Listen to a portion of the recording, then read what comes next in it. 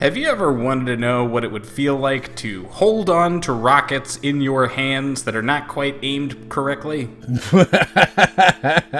No. You've never wondered that? No. Well, I can tell you that it wasn't that fun. Hey guys, this is Crypto Spook. And this is Moriarty. And today we are bringing you Flying High VR. So it's a flying game. It is, sort of? Yeah, I guess technically speaking, this is a flying game.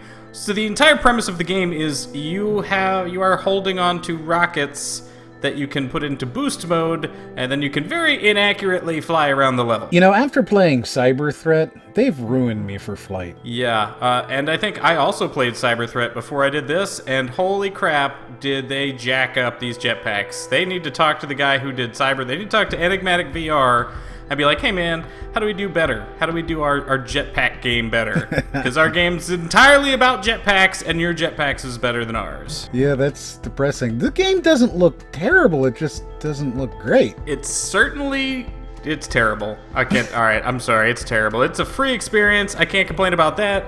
If you want to experience flight, I guess this is it. Maybe there's some type of thrust vectoring, interesting stuff here that maybe some engineer would be like, oh, that's very useful and interesting. You know, now I can experience this for myself. But I just had a terrible time, especially trying to turn in circles and not trip over my Vive cord and getting stuck on stuff the whole time. It just was not a terribly good...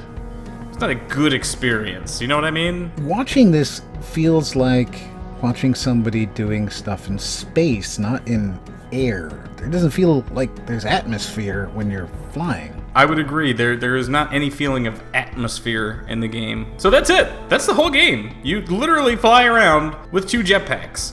And, you know, you have to turn them and angle them and make it... I mean, I guess it's a very nitpicky game in as far as if you basically touch the ground or anything near the ground, you're pretty much going to stop. And you also, unfortunately, cannot fly underneath the bridges. So did you, at any point, feel like you were getting better or having fun, or... Well, I learned the level more, so of course I got faster. Did you feel like you were a better flyer? I did not. I mean, maybe I was getting better at angling my thrust vector and everything like that and using my turbo more accurately. I don't know. I just know that it wasn't a very satisfying feeling of flight.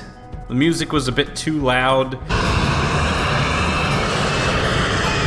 The responsiveness of my thrust was much too slow. Like, I feel like something that is enough force to make me fly in the air should be able to handle better than this, you know? Yeah, the handling's crap. The handling is crap, but you know what? I bet if we actually had rocket hands, it would probably be very similar to this. This is probably a very accurate simulation of it, but that's not what I want in a video game. The thing is, though, if this were accurate, then you would be melting your stomach. Oh, yeah, definitely. Maybe it's water. Maybe that's what it is. So not your favorite. Not my favorite. Did you see anything redeeming in it? Not particularly, no. It's free. Okay, that's the redeeming thing. It's free. Would you ever pay any money for it? I don't know. They would have to add an incredible amount of content. So you didn't have fun, didn't feel like you got any better, wouldn't pay for it. It wasn't rewarding. Like, you didn't feel any need to do better other than some arbitrary number saying you completed the course in 1 minute 48 seconds. I mean, there's nothing.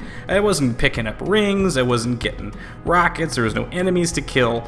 There was literally nothing else in the game other than flying around a predetermined course, which did not change between playthroughs, by the way. And on top of that, the flight. If you're going to make a game that's exclusively about flight, the flight better be good, and it wasn't. So that's what I got to say about Flying High VR. I think the developer might have been high when he made it. Alright guys, so there you go. That's Flying High VR. If you like it, like it. If you don't like it, don't like it. Leave us a comment below. Let us know if you've ever played any sort of flying game on the Vive that you thought was really, really good. We'd like to try something that was really, really good. So far, our favorite's probably Cyberthreat, though To the Top has some pretty good movement too. It doesn't really have flight, but hey, it's still pretty good. I'm sure somebody's gonna bring up like Combat DCS or one of those flying games.